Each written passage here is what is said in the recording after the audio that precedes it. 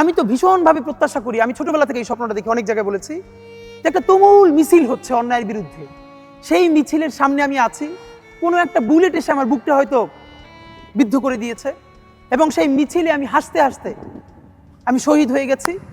সবাই যখন মৃত্যুটাকে ভীষণ ভয় পায়, আমি তখন হাসতে হাসতে আল্লাহর কাছে ভীষণ সন্তুষ্টি নিয়ে পৌঁছতে চাই যে আমি একটা ন্যূনতম ওই জীবনটা লিড করতে পারলাম, যে আমি একটা ইনসাফের হাসি নিয়ে আমি আমার আল্লাহর কাছে পৌঁছতে চাই।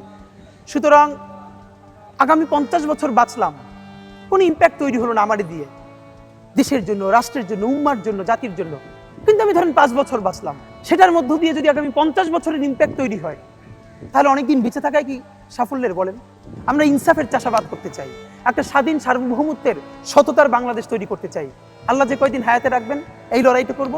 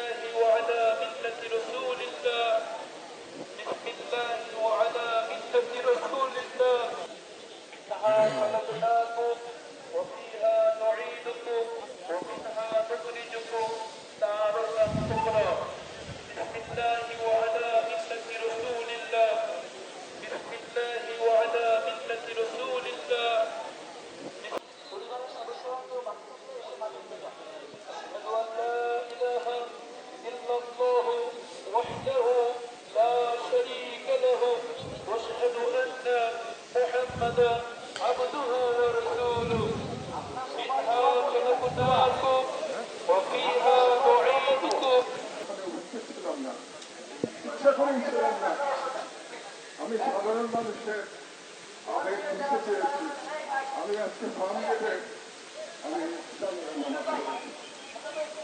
আমার সঙ্গে ফ্যাসিবাদের বিরুদ্ধে আর হাসিনার ফ্যাসিবাদের বিরুদ্ধে আমাদের 3 আইকন যারা ইনশাআল্লাহ শতাব্দীর পর শতাব্দী এই অঞ্চলের মানুষকে অনুপ্রাণিত করবে, শাহাদাতের তামান্নায় দেশ স্বাধীন রাখবার তামান্নায় তারা আইকনের ভূমিকা থাকবে ইনশাআল্লাহ।